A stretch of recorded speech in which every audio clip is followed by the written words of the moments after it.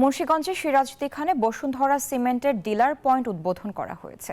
শনিবার বিকেলে উপজেলার কুচিয়ামোড়ায় ৩ ভাই ট্রেডার্স কার্যালয়ের উদ্বোধন করেন বসুন্ধরা সিমেন্ট ইউনিটের chief sales officer Shah Jamal Sikder. এ সময় প্রতিষ্ঠানটির স্বত্বাধিকারী মোহাম্মদ মাসুদ রানা বসুন্ধরা সিমেন্টের শীর্ষ কর্মকর্তাদের ফুল দিয়ে বরণ করেন। উপস্থিত ছিলেন সেলস ডিপার্টমেন্টের জেনারেল ম্যানেজার আশরাফুল ইসলাম ও সহকারী জেনারেল ম্যানেজার খায়রুল ইসলাম মজনু।